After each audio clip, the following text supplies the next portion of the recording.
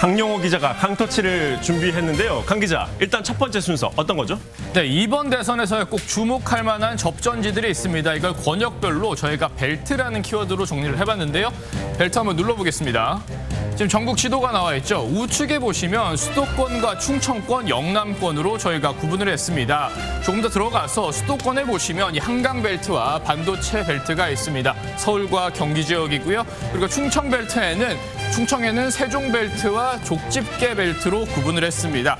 이번에는 좀 남쪽으로 가볼게요. 부산 경남의 영남권은 낙동강 벨트가 포진해 있음을 확인할 수가 있습니다. 자, 가장 많은 유권자가 몰려있는 수도권부터 가볼까요? 네, 수도권부터 가보겠습니다. 네, 이 수도권에만 2,200만 명의 유권자가 있습니다. 이번 대선에서요, 전국의 유권자가 4,400만 명이거든요. 딱 절반입니다. 결국 대권의 향방을 쥐기 위해선 이 수도권에서의 승리가 필수적인데 수도권 지난 대선에서는 이재명 후보가 1.1%포인트의 박빙의 승리를 거두기도 했습니다. 예, 서울로 들어가 보죠. 서울 안에서 가장 중요한 벨트는 어디라고 봐야겠습니까? 네, 서울 지도가 나와 있는데 서울에 이렇게 한강이 쭉 흐르고 있습니다. 이 한강을 인접하고 있는 마포나 용산과 같은 이 5개 자치구를 이른바 한강 벨트라고 하는데요. 이들 지역 같은 경우에는 특정 정당이나 후보에 대한 지지세보다는 정치 경제적 상황이나 이 정부에 대한 평가로서 표심이 상당한 변화가 있습니다. 특히 이들 지역 같은 경우엔 최근 몇 년 사이에 고가의 아파트 단지가 많이 들어섰고요. 여전히 관내에 재개발 이슈가 진행 중인 상황이어서 부동산 정책에 상당한 민감한 곳이기도 합니다. 지난 대선에서는 윤석열 후보가 모두 승리를 거뒀습니다. 자, 우리나라 산업 중에 가장 중요한 것 꼽으라면 반도체겠죠? 반도체 벨트로 가볼까요? 네, 경기 남부에 있는 반도체 벨트는요, 화성이나 아니면 평택, 여기 수원도 있고요, 용인도 있습니다. 그리고 이천까지 꼽을 수 있는데요. 이들 지역 같은 경우에는 최근 몇 년 사이에 정부 차원의 반도체 클러스터 투자가 이루어지면서 관련 대기업이 많이 들어섰고요. 대기업이 왔으니 직원들도 입주를 해야겠죠. 대규모 아파트 단지가 형성된 곳입니다.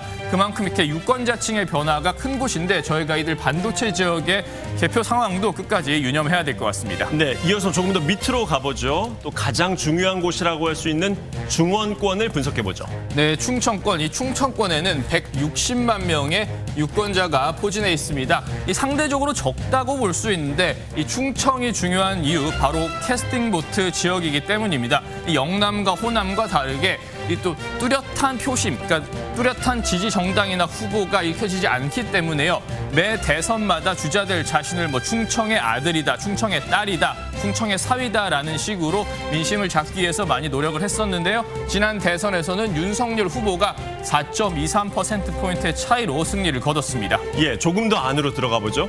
중원 중에서도 중원, 그러니까 이 가운데 지역이 세종이죠? 네, 맞습니다. 세종을 저희가 주요적으로 꼽은 이유. 이번 대선에서요.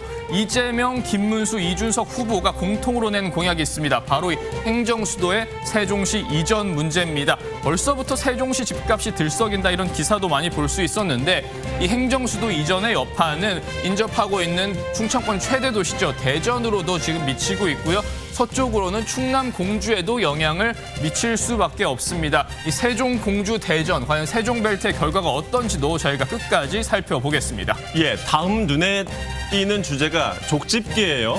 뭔가 결과를 예측했다, 잘 맞췄다라는 의미인가요?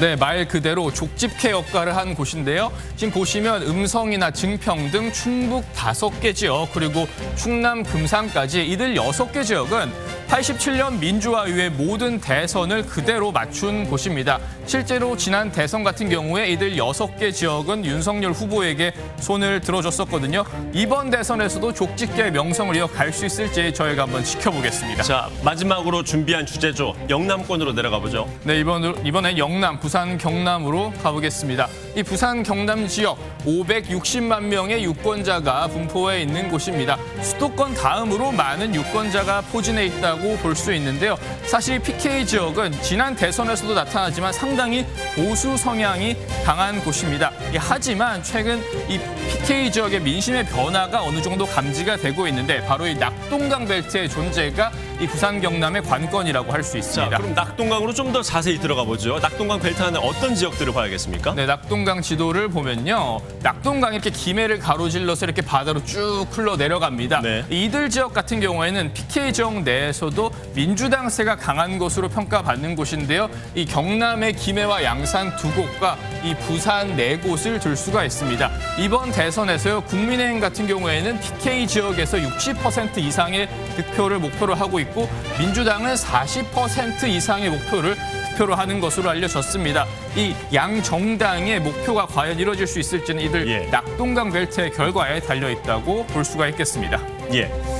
어떤 지역을 우리가 자세히 들여다봐야 하는지 이걸 벨트라는 키워드로 우리 강영호 기자가 강터치로 분석을 해봤습니다. 저희는 잠시 후에 다시 들어오겠습니다. 지금까지 데이터룸이었습니다.